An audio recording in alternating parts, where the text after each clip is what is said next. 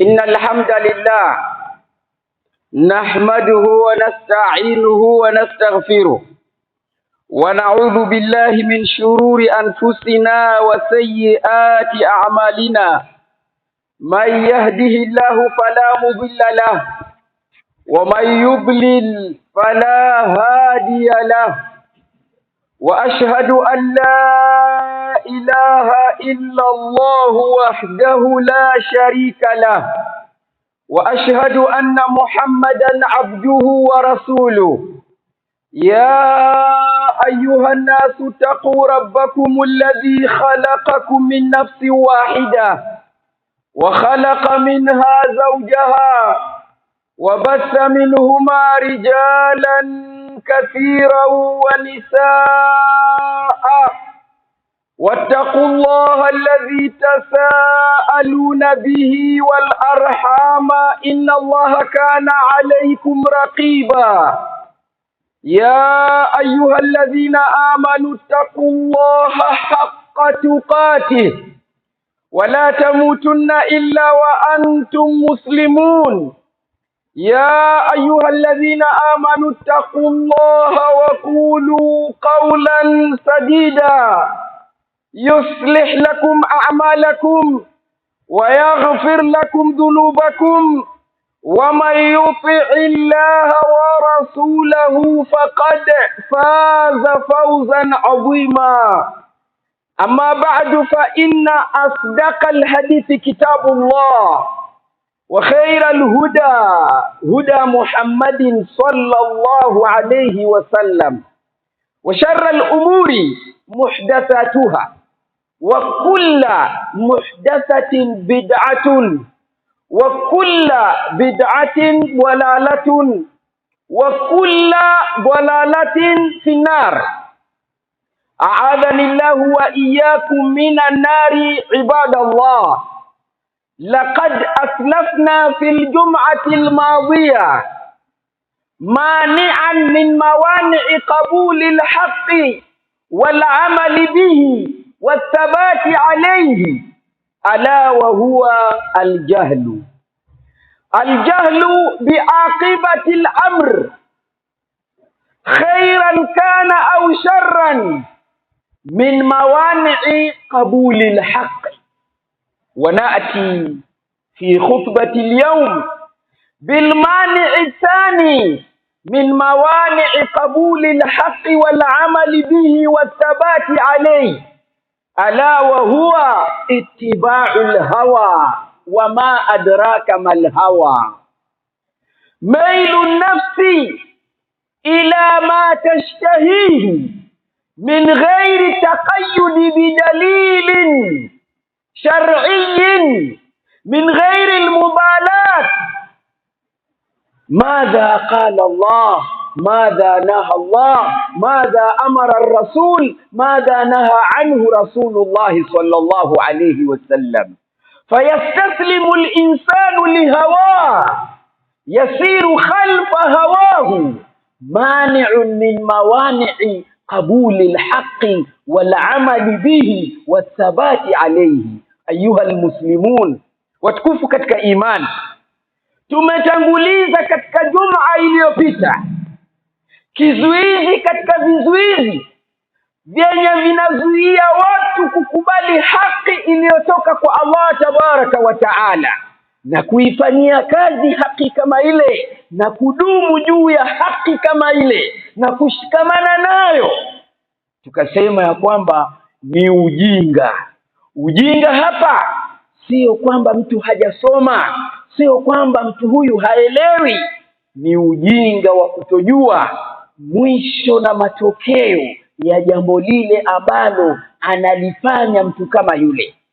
Hakujua madhara ambayo yatatokamana na yale ambayo kwamba anayafanya, au mazuri ambayo yatapatikana lau kama atatekeleza maamrisho ya Allah tabaraka wa taala.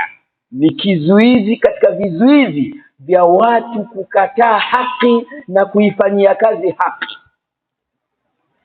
Katika khutba ya leo tunakuja katika kizuizi cha pili, almani'u thani.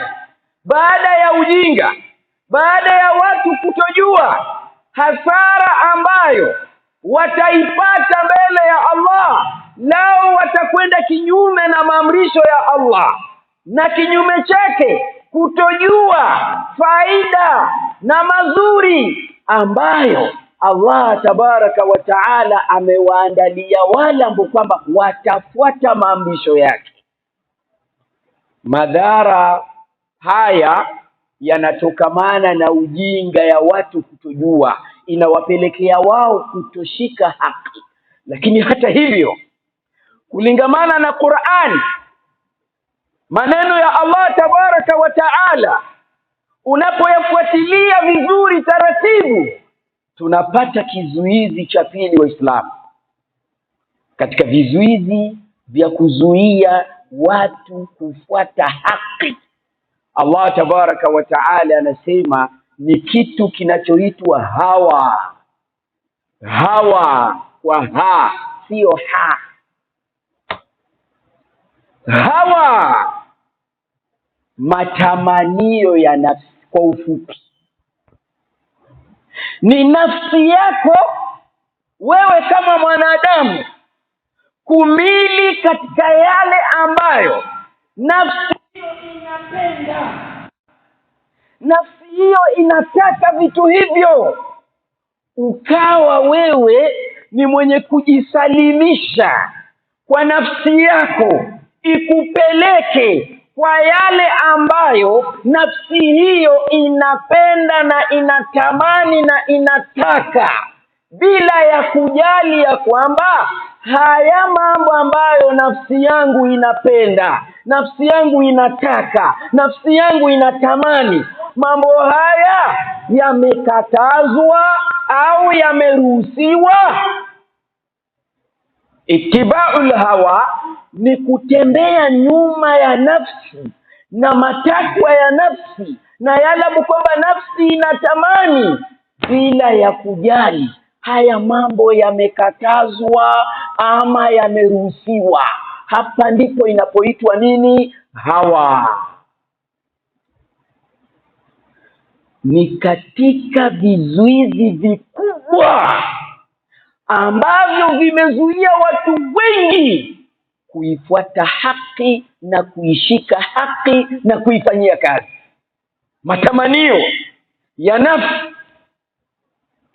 Allah tabaraka wa taala, kwa kuonyesha ukhatari wa hawa kufuata matamanio, Allah katika suratu Swad aya ya 26, Allah tabaraka wa taala anamtaja mtume katika mitume wake yeye aliyewatumiliza ulimwenguni.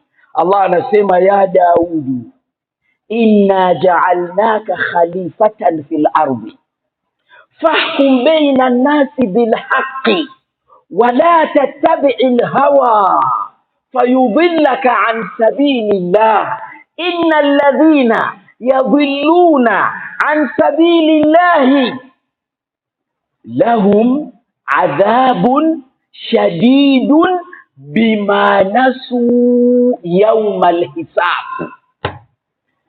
Ewe Daud alayhi salam, nimekufanya kuwa ni khalifa wangu katika ardhi. Wal khalifatu man yakhlufu ghayrahu wa yanubu manabahu.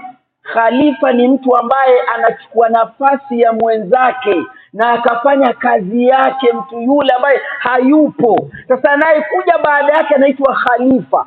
Allah anamwambia Daud, nimekupa majukumu katika ardhi, nimekupa utume na nimekupa hukumu baina ya watu kwa haki.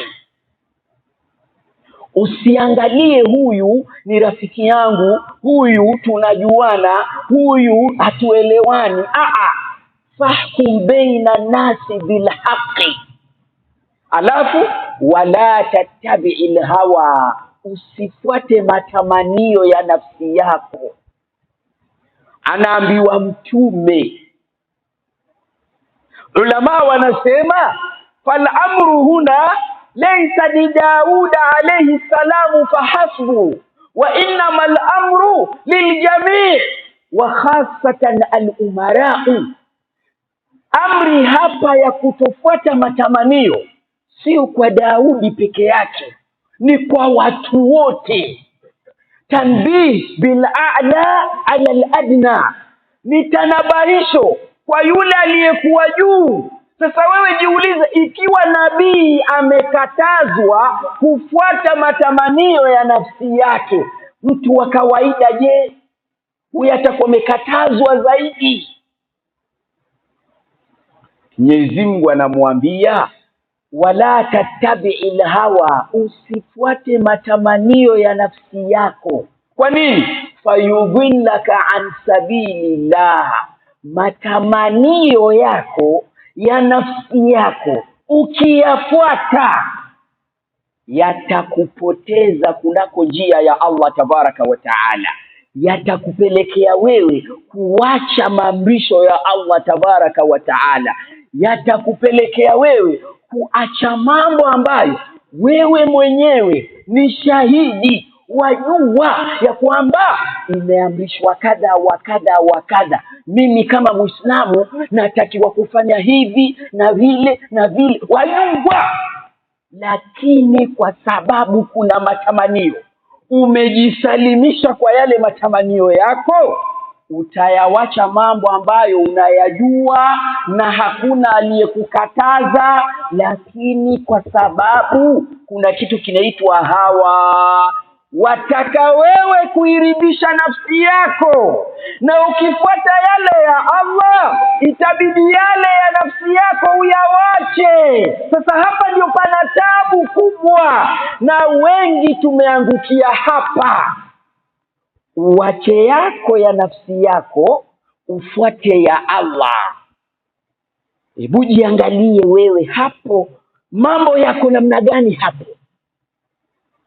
Unyowe sheria inavyotaka, uvae sheria inavyotaka, uishi maisha ya Kiislamu vile inavyotakiwa na unayajua, lakini uko kinyume na hivyo.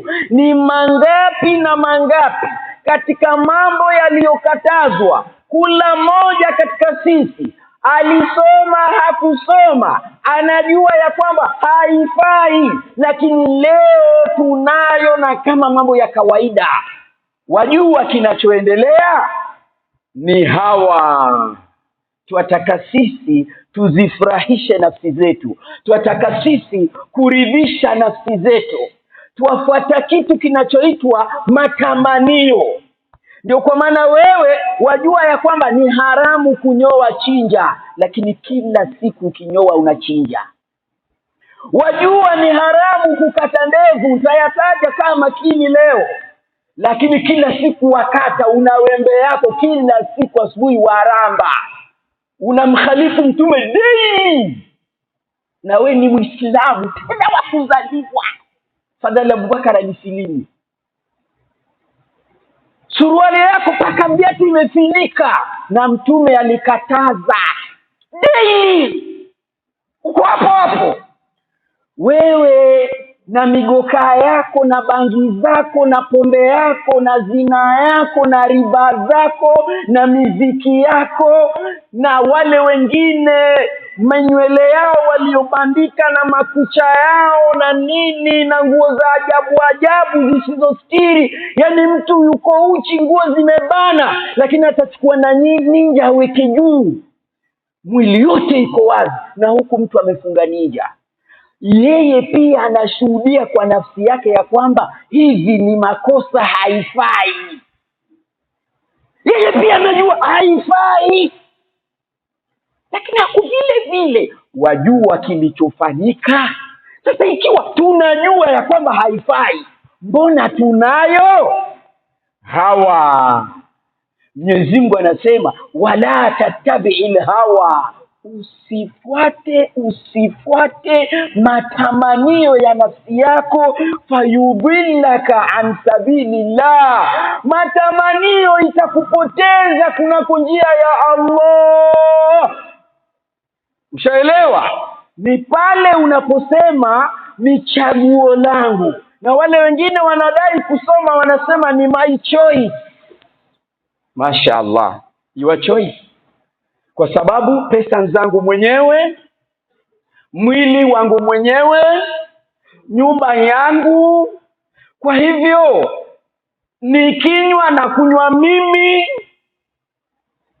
ni matakwa yangu, hiyo ndio hawa. Pale unaposema kwamba ni chaguo langu, ni kutaka kwangu, ni maamuzi yangu, hiyo ndio inaitwa hawa. Yaani wewe hutaki kujua Allah amekataza, hutaki kujua Mtume amekataza, wewe una chaguo lako lingine. You have your choice. Hii ndio inaitwa hawa. Hii ndio inaitwa hawa. Tatizo kubwa ni nani asiyejua ya kwamba watu watakiwa waswali mara 5 kwa siku? Kila mtu anajua. Mbona watu hawaswali? Hawa. Watu wanafuata matamanio.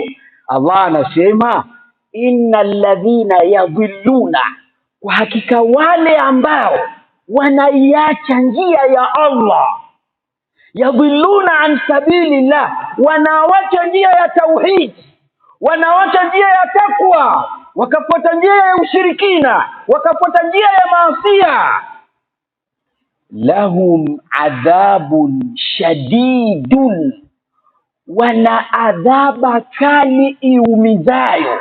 Kwa nini? Bima nasu yaumal hisab, kwa sababu ya wao kujifanya ya kwamba hawajui kwamba kuna siku ya hisabu.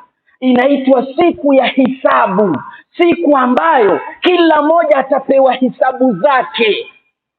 Katika majina yake inaitwa yaumul hisab, siku ya kiyama. Miongoni mwa majina yake yaumul hisab, siku ya hisabu, moja baada ya nyingine. Kwa sababu tunajifanya hatujui, kwa sababu tunajifanya hatujui, tunajifanya tumesahau, wajua na unakhalifu kila siku. Sasa wewe wajifanya hujui. Mwenyezi Mungu anasema bimaanasu, wataadhibiwa. Ukitafsiri tafsiri ya juu ni kwamba kwa sababu ya kusahau kwao. Hawajasahau. Hapa kusahau sio kusahau kwa maana yake ya juu. Hapa maana yake ni kwamba wanajifanya wanadamu kwamba hawajui kwamba kuna siku ya mwisho, kwamba kuna kifo, kuna kuletwa mbele ya Allah na kuulizwa, kwa nini ulikuwa kikhalifu? Hukupata habari, hukujua, utajibu nini? Sasa anasema kuna adhabu. Unarudi kwa pointi ya kwanza ile ya ujinga. Ujinga wa kutojua ubaya wa kile kitu unachokifanya, na ujinga wa kutojua uzuri wa yale ambayo unayawacha. Yale ambayo umeyawacha hujui mazuri yake, wewe ni mjinga. Yale ambayo unayafanya ya maovu hujui ubaya wake. Namba 2, umejisalimisha kwa matamanio. Wafuata matamanio ya nafsi yako. Njoo katika suratul Qasas, uangalie Allah alivyoweka wazi mambo. Suratul Qasas, anza na aya 48. Kwa kukata huko nyuma kuna habari ndefu itatuvuta, lakini njoo hapa karibu. Allah tabaraka wa taala anasema falamma jaahumul haqqu min indina.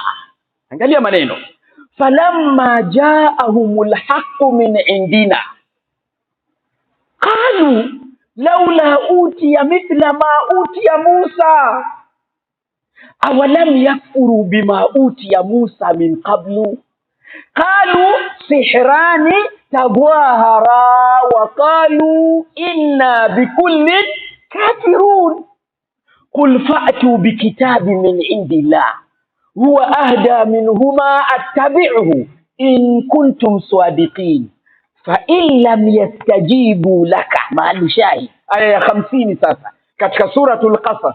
ambayo ndio iko wazi zaidi, fa in lam yastajibu laka fa'lam annama yattabi'una ahwaahum wa man adallu mimman ittaba'a hawahu bighairi hudan min Allah inna Allah la yahdi alqauma adh-dhalimin.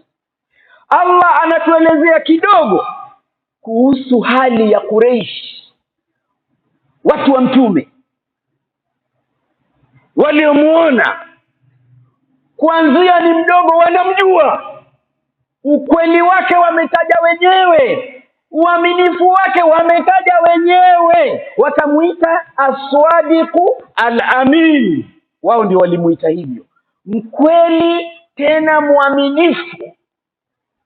Quraysh, Mtume alipowajia, Allah anasema falamma ja'ahumul haqq. Kumbuka maudhui yetu ni kutaja mambo ambayo yanazuia watu kushika haki. Mwenyezi Mungu anasema walipojiwa na haki ambayo ni Mtume mwenyewe na Qur'ani aliyekuja nayo, Quraysh walitumana kwa viongozi wa Kiyahudi waliokuweko wakati huo, waulizwe kuhusu Taurati yasemaje, alama za yule mtume ambaye atatumilizwa zama za mwisho, alama zake, hebu tukumbusheni tena. Yahudi walipotaja alama zile na sifa zile, wakaangalia, wakahakikisha kwamba ni kweli vile Taurati inavyosema ndivyo alivyo, alama hizi anazo, kwa hivyo ni mtume huyu kama kile. Quraysh wanawauliza Mayahudi, Taurati yataja alama za mtume, hebu tutajieni tena tuhakikishe, kwa sababu huku kuna mtume, huku amejitokeza, tukumbusheni zile alama. Yahudi wakataja, wakahakikisha kwamba ni kweli. Kisha Yahudi wakawaambia, lakini angelipewa zile miujiza kama zile za Musa, ingelizidisha nguvu zaidi. Yaani hawasemi kwamba ni sio mtume, washakubali ni mtume. Sasa wanaleta hoja, angalia, wanasema angelipewa miujiza kama zile za Musa, na yeye pia awe na angalau kama fimbo ile ya Musa, ile ambayo Musa alikuwa akitumia, na pia Musa alikuwa mkono wake inatoa nuru, na vile vile Musa alipewa kitabu mara moja, Taurati imeshuka mara moja yote mwanzo mpaka mwisho at once. Mbona huyu hana miujiza yoyote? Hii Qur'ani yenyewe pia yateremka kidogo kidogo, mara aya mara sura. Sasa hapa kidogo, hapa pana shaka hapa.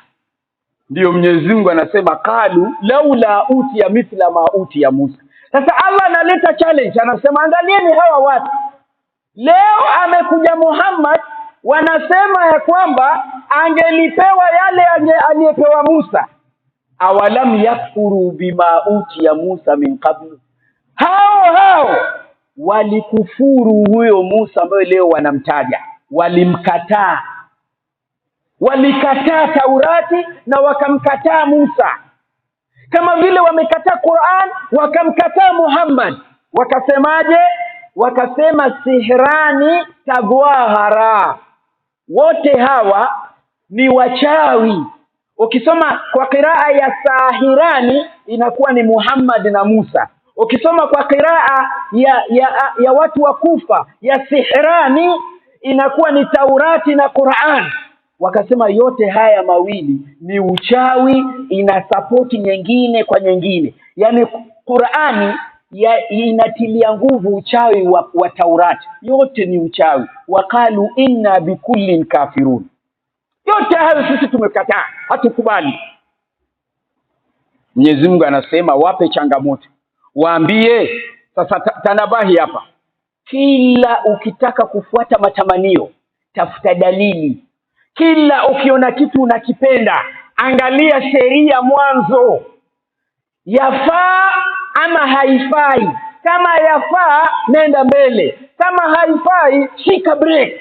Mafundisho ya Allah anamwambia Mtume, sasa washatoa hoja zao, wakasema ungelikuja na miujiza kama Musa wangekubali, lakini kumbuka walimkataa huyo Musa ambaye leo wanamtaka, walimkataa.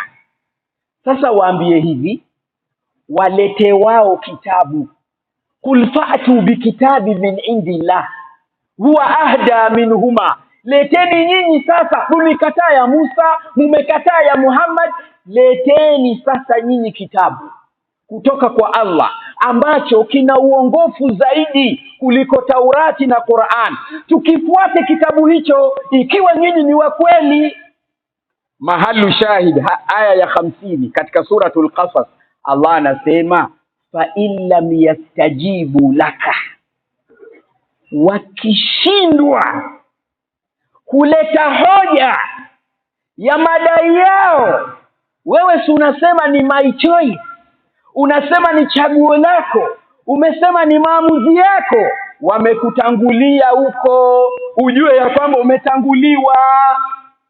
Allah anakutaka ulete hoja. Unapoacha haki ya Allah iliyoletwa na mitume, ukadai ya kwamba una chaguo lako, una mapenzi yako wewe, leta hoja. Mwenyezi Mungu anasema wakishindwa kuleta hoja, fa illam yastajibu laka fa'lam annama yattabi'una ahwaahum, jua ya kwamba hawa mabwana sio kwamba hawaelewi, sio kwamba wanakupinga kuwa wewe si mkweli, sio kwamba wewe sio mfaswaha. Hapana, wewe ni mkweli, wewe ni mfaswaha mno, umebainisha mno, umewawekea wazi mno. Tatizo lao ni nini? Mbona hawafuati? Yattabi'una ahwaahum, wanafuata matamanio ya nafsi zao. Yani wewe umekaa ni Muislamu tena wa kuzaliwa, una mambo chungu nzima yanakwenda kinyume na mafundisho ya Kiislamu na unayajua na unayo, yani kana kwamba unasema mimi mpaka pale kulimauti aje sitawacha na migoka yangu anichomoe na migoka mdomoni anipeleke, lakini huyo ambaye nilimhana nitapelekwa nikiwa naye. Na hirizi yako hujavua mpaka leo, sema malakul mauti na aje, mimi nitapelekwa na hii hirizi itafunguliwa nikioshwa maiti. Mpaka leo wewe na miziki yako, mpaka leo wewe na chinja yako, mpaka leo wewe na maisibali yako na kuramba kwako ndevu kila siku, na ukiamua kudoa macho ukasirika. Mtume anasemaje? Wewe wamtaka mtume, wataka hawa za nafsi yako, wataka nani? Jiulize, wataka nani wewe? Mtume wako anasemaje? Je, unamfuata? Si mzaha Sheikh. Mwenyezi Mungu anasema ukiwaona hawataki kukufuata, mtume ndiye anaambiwa, suratul Qasas aya ya 50, kasome fa in lam yastajibu laka, ukiona hawataki kukufuata, hawataki kukuitikia, hawataki kushikamana na yale uliyokuja nayo, jua ya kwamba hawa mabwana hawana hoja nyingine, wanafuata tu matamanio ya nafsi zao, waridhika kuwa hapo. Mwenyezi Mungu ajamaliza anasema waman adallu, na ni nani aliyepotea, mimman ittabaa hawahu, yani maana yake ni kwamba hakuna aliyepotea. Kama kuna watu wamepotea, basi yule aliyeacha mafundisho ya Allah na mtume wake akafuata matamanio ya nafsi yake, mtu huyu amepotea kuliko ni wote. Inna Allaha la yahdi alqauma adh-dhalimin. Tena ni dhalim, sio dhalim yule ambaye unamjua wewe. Dhalim hapa ni kullu man taraka sabila Allah, kila aliyewacha tauhidi, kila aliyewacha maamrisho ya Allah ni dhalim. Mwenyezi Mungu amesema hatomuongoza yule ambaye atawacha mafundisho ya mtume na Mwenyezi Mungu yaliyokuja katika Qur'an na katika sunna sahihi, akafuata matamanio yake. Inna Allah la yahdi alqauma adh-dhalimin. Waridhika kukuwa hapo katika watu waliojisalimisha na kwa nafsi zao wanapelekwa na matamanio. Alhamdulillah wassalatu wassalamu ala almab'uthi bi khairi din habibi rabbil alamin wa ala alihi wa ashabihi wa man wala. Ayuha almuslimuna ibadallah, yatajalla lana khuturatu ittiba'il hawa. Bila shaka kwa yule mwenye masikio na akili timamu ishabainika ubaya na ukhatari wa mwanadamu kuacha maamrisho ya Allah, na hasa anajua. Tuchukweni tahadhari, wallahi ni tofauti mtu ambaye hajui, hasa kwamba hajui kweli, hajui, na mtu ambaye yuwajua kisha yuwafanya kinyume. Na sisi watu wa zama hizi za mwisho hatuna pa kukimbilia, tofauti na watu mbeleni huko. Leo elimu imefika kila mahali. Shekhe yuko Saudia, wapi elimu yake ya kufikia wewe huku Kenya? Dunia imekuwa kijiji. Hizi zote ni hoja juu yetu. Elimu imekuja imefuatapata watu majumbani. Yaani takriban tunaelekea kwamba waliosoma na wale ambao hawakusoma tunaelekea kwa kwamba tunazidiana kidogo tu, kwamba pengine mimi wewe ni Arabic ndio huwezi kusoma, lakini sio kwamba ile hukumu ya jambo huijui. Wajua ya kwamba haifai, hii haifai, hii haifai, hivi haifai. Sasa suala la kujiuliza, kwa nini wajua ya kwamba haifai na wewe bado wafanya? Hili ni suala la kujiuliza. Tatizo liko wapi? Au singizio lako ni kwa sababu wewe hukusoma? Hujui kama kujua kwako ndiyo kusoma huko? Ushajua kwamba haifai, mbona bado wafanya? Waogopa ya kwamba ukiacha nafsi yako itasononeka, nafsi yako itahuzunika, nafsi yako itakosa raha, kwa sababu kuna yale ya nafsi umeacha. Naam, hadha huwa. Laysa hunaka shay'un akhar illa hadha ittiba'ul hawa huwa alladhi mana'a an-nasa min al-istiqama. Kufuata matamanio ndio imezuia watu kushikamana, kwa sababu unaona, nikishika itabidi niache mboka, ikishika itabidi niache kuzini, ikishika itabidi riba niache, ikishika itabidi niache, na huku kuacha nafsi yako inakuonyesha uzito, inasema itakuwaje, tutaishi vipi?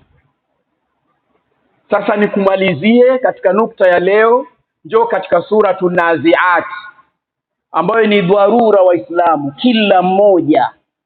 Sio jukumu la ustadi peke yake kuisoma Qur'an, ni jukumu letu sote kuisoma Qur'an, na kila mmoja wetu ahakikisha kwamba yuasoma Qur'ani. Usikae tu Muislamu bora Muislamu, la. Juzu amma dharura, kila mmoja awe anajua kusoma hii Suratul Naziat. Soma mpaka ufike katika aya ya 47 kuelekea 48, ukielekea mwisho wa sura. Allah tabaraka wa taala anasema, fa idha jaati tammatul kubra yawma yatadhakkaru al-insanu ma sa'a Waburrizatil jahimu liman yara wa fil qira'ati liman tara fa amma man tagha. Hapa ndio muhimu zaidi. Kumbukeni siku ambayo itasimama kiyama, tatizo kubwa kuliko ni matatizo yote. Mwanadamu hajapata matatizo kama matatizo ambayo yatakuweko siku hiyo. Wallahi, kisha sisi tunayasikia, tunayapuuza. Mwenyezi Mungu anasema, ogopeni siku ya shida. Shida kubwa hamjawahi kuona. Siku ambayo utayaona yote ambayo liyafanya. La ajabu, hakusema yara, amesema yatadhakar. Kabla hujaletewa faili lako, memory yako ina kumbukumbu ya yote. Hii ni muujiza ya Allah. Anamkumbusha kila mtu, anayakumbuka yale ambayo aliyafanya. Sheikh, kwa nini tusichukue maamuzi sasa? Unayakumbuka yale ambayo uliyafanya. Waburrizatil jahim, kisha moto itadhihirishwa, ionyeshwe, ionekane. Qiraa ziko mbili. Wale ambao wanapelekwa motoni watakuwa wanauona moto kwa qiraa ya waburrizatil jahimu liman yara, alladhi yadkhulu nara yara nara. Wale ambao wanastahiki kuingia wanauona. Kwa kisomo ya waburrizatil jahimu liman tara, moto inawaona wale ambao wanastahiki kuingia. Haya mambo hayo ushayaona wewe? Moto unaona. Moto huwa tunaambiwa kuna moto. Unaona wapi? Alafu wewe umekatania hapo kwa hayo mambo yako ambayo kwamba nafsi yako inayapenda na Mwenyezi Mungu ameyakataza, na wajua. Sasa ukajitetea vipi? Ndio nikakwambia ni ubaya zaidi. Afadhali ungelikuwa hujui hasa, lakini wewe wajua, mbona hujawacha? Mwenyezi Mungu anasema fa amma man tagha, yule ambaye atavuka mipaka, akafanya maasi, akajisalimisha kwa nafsi yake, wa athara alhayata dunia, akachagua kwamba dunia ndio iwataka yeye, dunia iwataka yeye, mambo ya dunia, raha za dunia. Ukichinja ndio wasikia raha, ukiwa na girlfriend ndio wasikia raha, umevua hijabu watembea wazi ndio wasikia raha, umebandika nyusi ndio raha yako, na mikucha kama fisi ndio raha yako, na miziki yako ndio raha. Umeamua hivyo, sawa. Allah anasema fa innal jahima hiya almawa, mtu huyu mashukio yake itakuwa ni motoni. Kinyume wa amma man khafa maqama rabbihi, ndio pointi yetu, ndio maudhui yetu.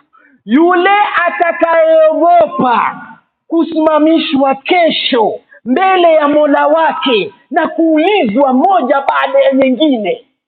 Alafu wanaha nafsa anil hawa, akaikanya nafsi yake, akaizuia nafsi yake kutokamana na matamanio. Nafsi yako yatamani uchinde, ambia hapana. Nafsi yako yatamani riba, hapana. Nafsi yako yataka mgoka, hapana. Yataka bangi, hapana. Yataka ukaue, hapana. Yataka uje kwa shirki, hapana. Yataka uache swala, lazima tuswali. Wanaha nafsa anil hawa, ibada kubwa, kuikanya nafsi kutokamana na matamanio. Haya mambo yote mnayaona, wallahi muulize mtu, atakwambia ustadhi, mimi najua haifai, lakini basi sijui. Ndipo wajua tena bwana, wajua tena, maana yake wewe wafuata matamanio. Sasa Allah anakuambia kwamba ili ufaulu, wanaha nafsa anil hawa, yule ambaye ataogopa kusimamishwa kesho mbele ya Mola wake na akaikanya nafsi yake kutokamana na matamanio, fa innal jannata hiya almawa, mtu huyu ndiye atakaye kwenda kupata pepo ya Allah. Wewe watakaipi? Watakaje? Kabla ya umri kumalizika na kukatika ghafla, wachukua maamuzi yapi? Inna Allaha wa malaikatahu yusalluna ala nabi ya ayyuhalladhina amanu sallu alayhi wa sallimu taslima. Allahumma salli ala Muhammadin wa ala ali Muhammadin kama sallaita ala Ibrahim wa ala ali Ibrahim innaka Hamidum Majid. Allahumma barik ala Muhammadin wa ala ali Muhammadin kama barakta ala Ibrahim wa ala ali Ibrahim innaka Hamidum Majid. ورضي الله عن الخلفاء الراشدين وعن بقية الصحابة أجمعين. اللهم فأعز الإسلام والمسلمين وأذل الشرك والمشركين ودمر أعداءك أعداء الدين. ربنا آتنا في الدنيا حسنة وفي الآخرة حسنة وقنا عذاب النار. يا مقلب القلوب ثبت قلوبنا على دينك. عباد الله، إن الله يأمر بالعدل والإحسان وإيتاء ذي القربى وينهى عن الفحشاء والمنكر والبغي يعظكم لعلكم تذكرون. فاذكروا الله العلي يذكركم واشكروه على آلائه يزدكم ولذكر الله أكبر والله يعلم ما تصنعون.